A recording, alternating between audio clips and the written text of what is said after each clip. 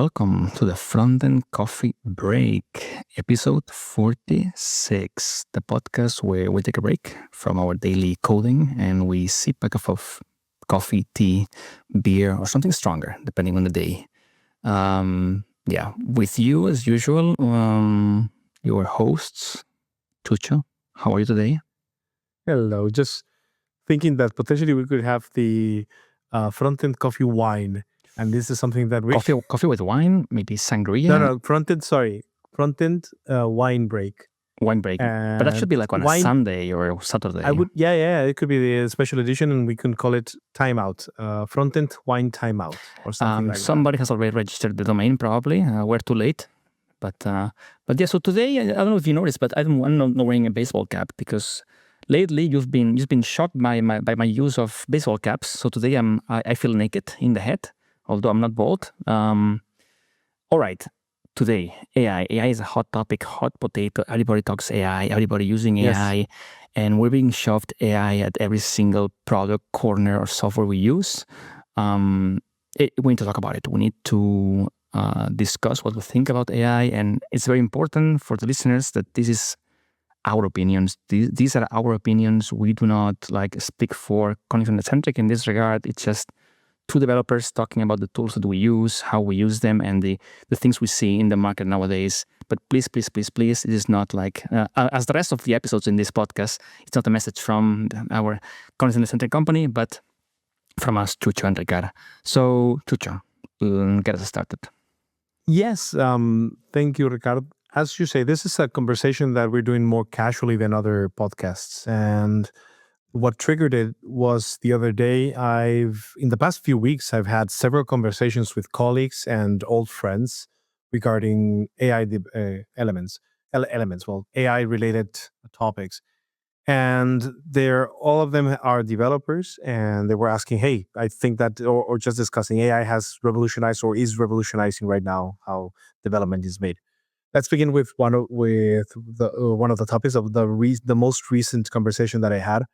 Last week, I was approached by one of our colleagues, Frontend Developer Junior, and they were telling me their opinion regarding AI, that they started seeing that maybe AI was going to be something that was becoming so important in development and was doing so much in development that it was reducing somehow the market for developers.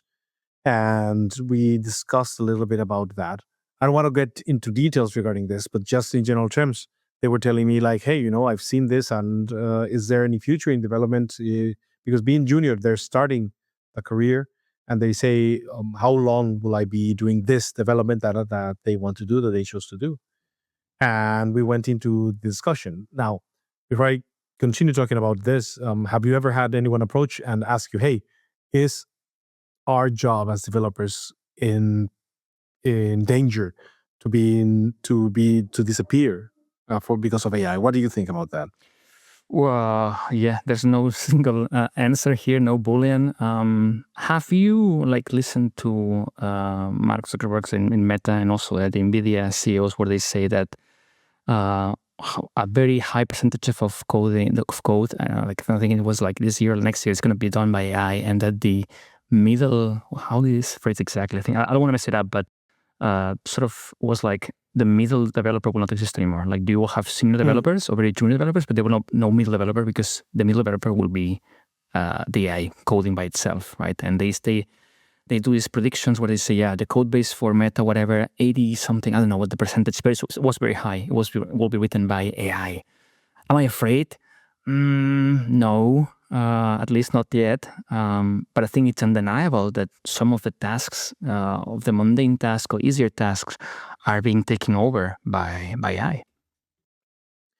And the interesting thing here is precisely what you mentioned, the junior and higher level developers. And the first thing, and this has been about discussing with other people and talking about it, I think that the first thing to note is that no,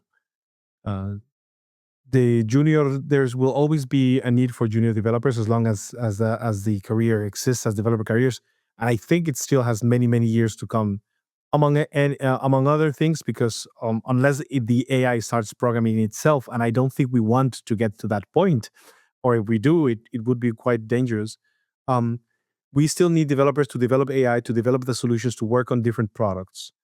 Now, talking about frontend, which is what the podcast is all about, talking about frontend developers, I think we still have ways to go. And as you say, we might be becoming more specialized in certain areas. And as maybe the demand is going to decrease, and you would want, because you won't need to do, technically, you might not need to have so many developers to do something, but you will need experts to oversee and to work on the development. And you will need juniors to take over those experts eventually. So potentially, I think that at Yeah. least in the mid term, Hmm. maybe the jobs are not that much in danger. More of potentially there might be competition, and the competition might be bigger. But the development career, at least I think that midterm we still have some way to go. Yeah, I agree with you. I mean, like, I guess it depends on what sort of development you're doing nowadays. Like, if you are somebody who's getting paid to do landing pages, like for, I don't know, and there's a new product and you do a landing page, which is just maybe two HTMLs, hero banner and a contact form, right? Probably you should not be doing that nowadays because, again, you ask all of these tools right now, and you can tell them, please do me an HTML landing page with this component, that component that has this sort of palette, and it more or less does it, and then you're almost there. You get the output from the agent or the AI LLM, and then you amend a little bit, and you're done. So definitely, I think if you're a developer, you should not be doing this sort of work. As you said, we gotta go senior, and we gotta see the bigger picture. We gotta see, okay, the AI is not able yet to take a look at the architecture and say, okay, how many systems we're going to integrate? How do we connect data together? How do we put this data here and then fetch it from there? I mean, they don't have the human overview of a complex system, right? But for easy level stuff, yeah, for sure. And you say they don't have this level for now. Maybe in the future they For will, but now, yeah, yeah, you're right. You're right. But we don't know. I mean, but with everything like in technology or industries, in the end, I think we need to embrace with caution, like this as a tool, not as a solution. Right? It's not like, I mean, I'm very like, I don't know, skeptical or even scared when I see these big companies saying, yeah, in 5 years there will be no more developers, only 3 or 4, and then an array of GPUs to code for us. I don't like that sort of message. It's not. I don't see it being real, and then the machines will not be able to do everything. But you also have to embrace it. You cannot be like in a state of negation, saying no, I will not use it, I will not embrace it, because then you are less competitive, you are less productive, you could not be able to deliver as fast as other companies, other colleagues. So definitely embrace this with caution, right? right now, for example, I do see a marketplace where things like back then WordPress press templates, and you would just get WordPress or these websites that say, oh, you can create your own website super easily using templates. Potentially, maybe AI could take over these kind of niches and create these kind of simple, or maybe even more complex, slightly more complex pages. Definitely, and but maybe not things that are highly complex, made for now at least, or performant. So as you say, I do think that there's things that are going to be shifting on AI, and things that are going to be better done there. One thing that I do see in the future, and this is interesting, is that um, how about an AI that actually generates the page or the content on demand? You know, Okay. One someone was saying, and this is interesting, someone was saying that in the future, and this was long ago, that in the future the way you interact with computers and machines and these kind of things is no longer through a physical interface, but more, well, not physical, but a touch or visual interface, but more of a dialogue kind of thing. That the computer, the internet becomes omnipresent around you. So, for example, you're at home, and let's do a couple of tasks. Um, and this is a little bit scary, but I think that this is the direction that it might go to. Um, Imagine that you're at home and you want to. What would tell me one or two things that you would be doing at home with internet, with a website? Consuming content, or buying a plane ticket, maybe. I don't know. But let's say they're buying the plane ticket. So usually when you buy a plane ticket, you go to one place and look for the plane ticket there, blah, blah, blah.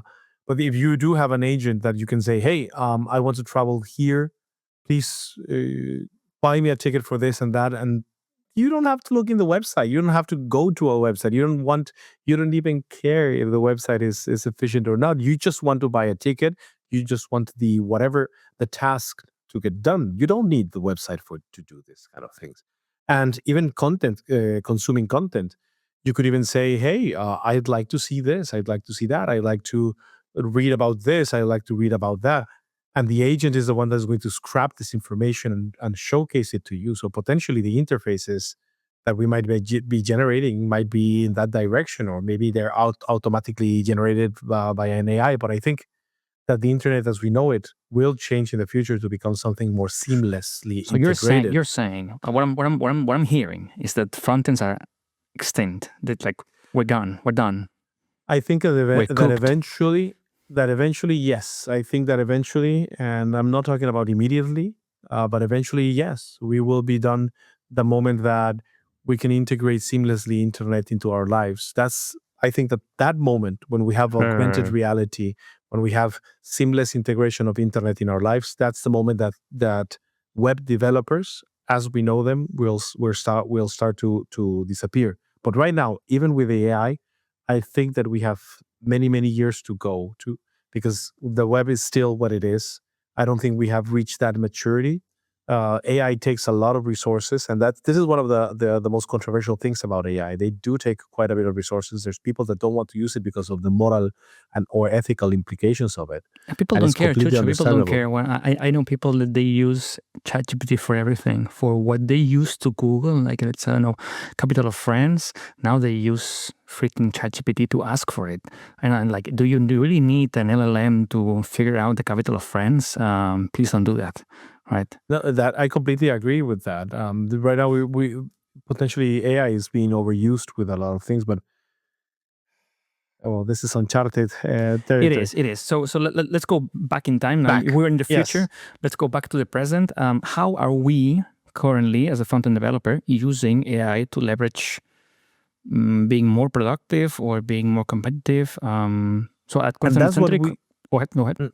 that's what we should be concentrating. Okay. Go. Yeah, no, I was going to highlight only what we currently are using as a tools Mm, here.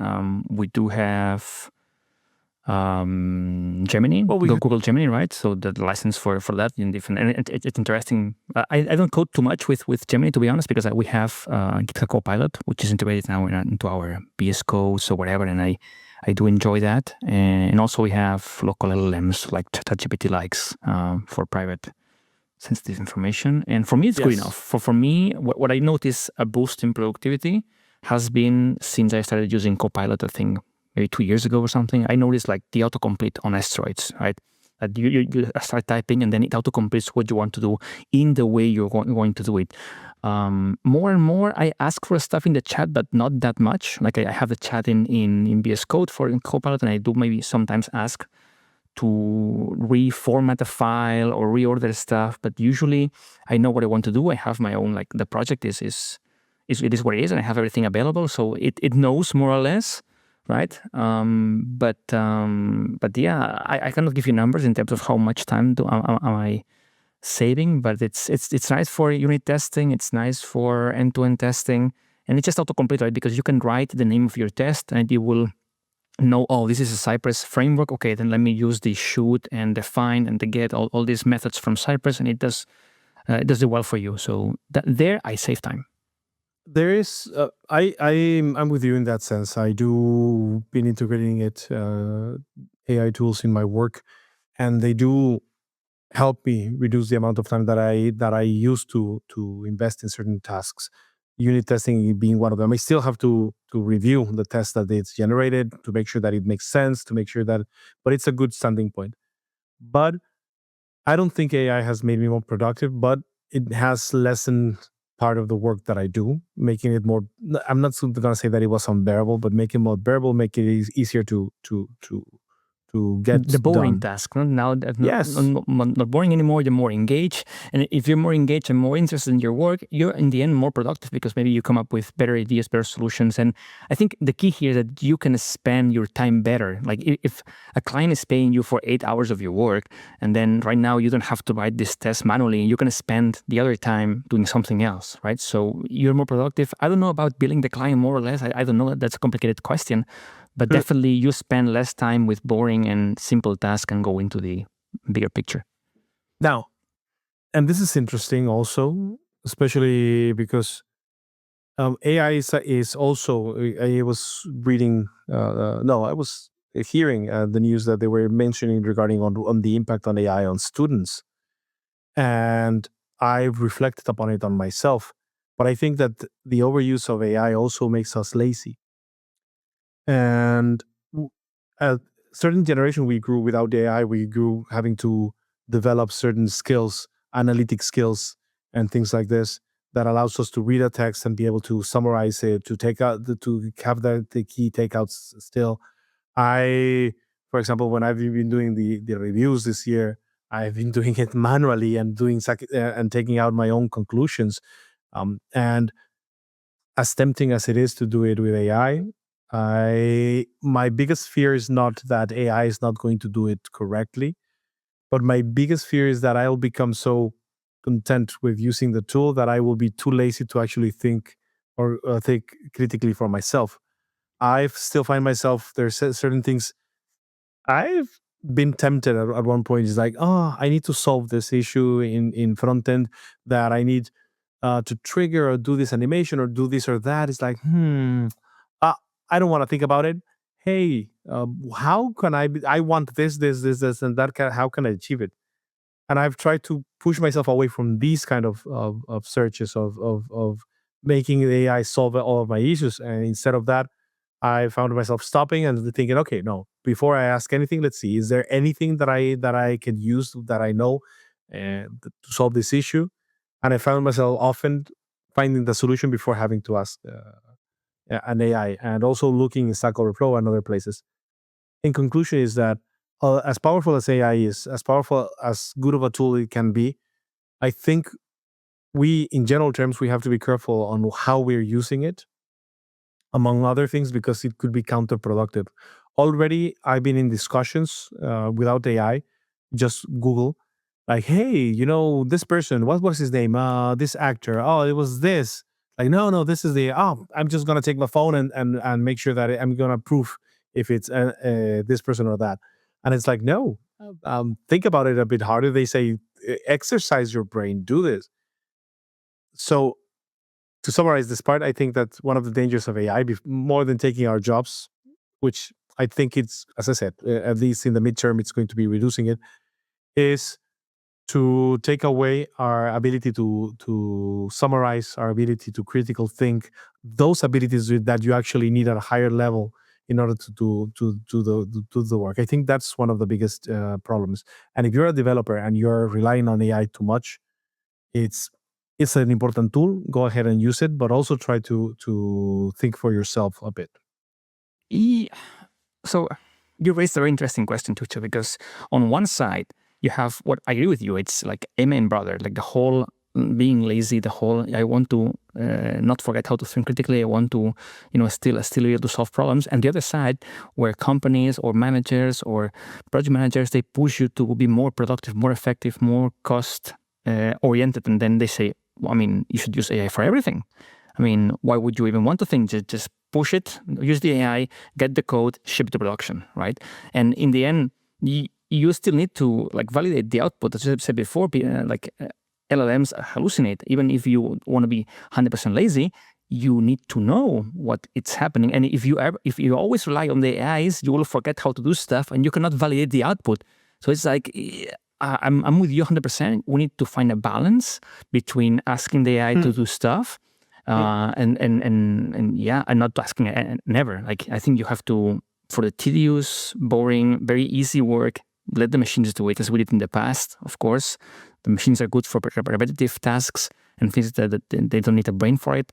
But for creating, for again, doing some sort of how to say it, creative UX, UI, doing thinking about the users. You want a human, so let's find a balance between AIs and full human. That's the mix hybrid. I don't know if for example, this is what technology does to us. It takes away a little bit about daily abilities. Like for example, I remember right now, a friend of mine said when I got a scooter, one of those electric scooters, it's like, what's going to happen? You're going to start gaining weight because you're going to walk less. And they were telling me, well, it happened to me when I got a motorcycle, that I started using the motorcycle to move around instead of walking, and I started to gain weight. And it's interesting in that sense, like you have a technology, you have a tool, and then you stop using other things that you were using, like, for example, walking. And in this case, is you have an AI that thinks for you and you stop using your brain.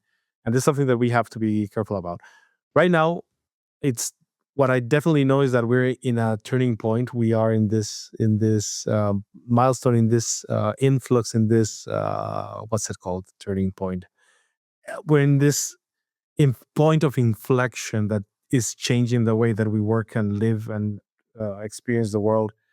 And as developers, it's definitely changing us, and not only us as developers, but companies. It was very curious when I think that it's more. Well, they were saying, "Oh, Google just showcased the latest AI products, and they're basically just destroying a lot of startup companies that were working on this kind of things." I mean, like the videos, they are like generation of videos with audio now. It's video and audio, yeah. And other stuff. Like, for example, if you had a product that, I mean, right now, let's say a company, Duolingo, without giving any type of promotion, but it's like this is one of the most known apps to learn a language. Well, what's stopping you to say to ChatGPT, hey, I want you to act as, and I want you to use this, and I want you to teach me that. Yes, there's a hallucination. There's always this factor that it's not going to be 100% accurate, but you can actually ask an AI to do anything. And they potentially, and this is not even specialized AIs, they can potentially do it. And that's why I'm saying that in the future, if these things go in the right direction, well, right, I don't know if it's the right direction, but you will be able to have a user agent that works for you and shows you what you need to show, specialized for you, and these kind of things. And potentially the phone is just going to be an audio device or something. The future like is not bright, Chucho. I am not looking forward to that, to be honest. But I think the example of the scooter is nice because people, okay, now when you mechanize the people and then they start doing the scooters, then they have to find the time to go to the gym. Before they didn't need the gym because they were walking. And now, okay, you get the scooter, you save time on commute, but then you have to spend time on the gym to lose the weight that you would have with the walking. So maybe now what we need is like you need hobbies to exercise the brain. More people will play chess maybe or Go. Which is not bad. It's not bad. It's not bad. It's not bad. Yeah. But anyhow, I do think that AI, as we've mentioned, it's changing everything. It's definitely changing everything. I don't think that jobs are going to disappear or shift. New jobs are going to be created. This is just history repeating itself. And I think it's important for developers nowadays more than ever to be on the lookout of what's coming, to be able to see what's being developed, to be able to see what potential things are going to be existing, just to be prepared. I think that we hit a milestone a couple of days or weeks ago where Pascal became the most used language over Java. And Java had hit this milestone many years ago, and suddenly, for the first time, if I'm not mistaken, that's what because of AI programming, and it's a language that they're using. Okay. Yeah, is it Pascal? I don't know. Or Python, maybe it was the snake. Because it makes more sense, but that I think it's Python. I'll Google it. Or ask ChatGPT. No, make the effort to. You solved it before to make the effort. Okay, Chucho. No, I'm kidding. But that's the thing, that AI is shifting the way that we work.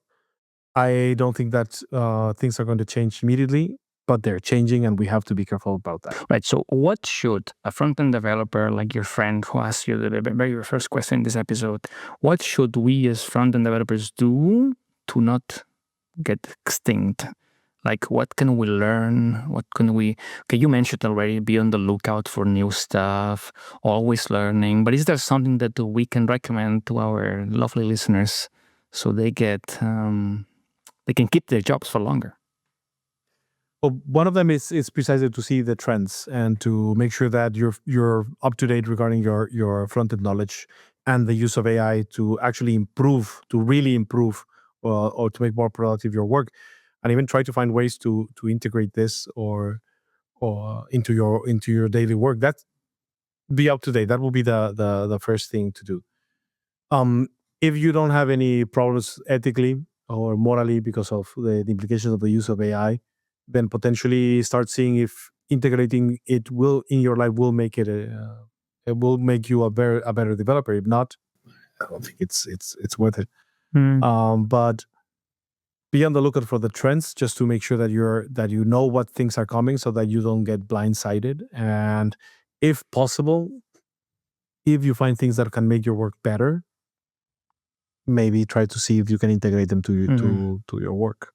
Yeah, I would still also like be specialized. Like if you are very good at performance or accessibility, things that AIs cannot give you at the moment. Like, okay, we can ask the AI for a component, right? But then the component needs to be reviewed, Have a good one. needs to be accessible, needs to be performant, needs to be perfectly semantic. So maybe, as you said before, having strong fundamentals, having a strong level on like, yeah, all the web technologies, I think it's good because you will find a way to iterate and enhance what the AI spits on the first place. So yeah. But definitely the current situation is a bit scary, but also it's not hopeless. Yes, thank you. Let's finish the episode on a good note. There is hope. There is hope in the force. Not everything is lost. But yeah. No, but I think that it's get yourself informed. Be on the lookout of what things are coming. Don't sweat it too much, but do be on the lookout. There's still work to do, and there's still many years to do a bit of work. So, I mean, for now, we'll see the future. As I said, for me, the moment that For now, front-end development is going to die is the moment that we don't use a website anymore. Sure. I don't know when that might be happening. Then we change pathways and we go to backend development and we use Node.js to do APIs, and then because they will need APIs. But maybe the AI code APIs. I don't know anymore. Interesting enough, if you are a good developer, it doesn't matter what you're working, JavaScript, Java, Python, or whatever, you will be able to recycle yourself. It's true. So it's true. It's important to have the development basis strong, so that you can actually shift if needed. If you like development and you want to continue developing, to be able to shift to other areas, like maybe even working on developing AI tools. And the other thing is, there's more in the world than technical stuff. You need people skills. You need to be able to communicate with people. You need to be able to actually get requirements. You need to be able to converse. You need to these kind of social things that AI. I hope that it's not going to substitute that in the near future. Although there are things, but anyhow, there's other skills that you can learn and foster and grow in, that potentially will help you also grow in different directions. We don't know. Neither you or I know the future. We don't know what's coming. This is, as we said in the video at the beginning, this is our personal experience and opinion. But it's something to reflect upon, I think, and it's not something that we should be ignoring. No, and we will see. Let's see in a year. We record again, and we discuss if we were super wrong or super right or in between. Maybe it's an AI that's recording instead of us. No, don't do that. I know that Notebook LM can do podcasts, but please no. We give you the good stuff. Alrighty. Then thank you so much for listening. Thank you, Chucho. Thank you, everybody. Until next time, see you in the next Frontend Coffee Break. Bye-bye.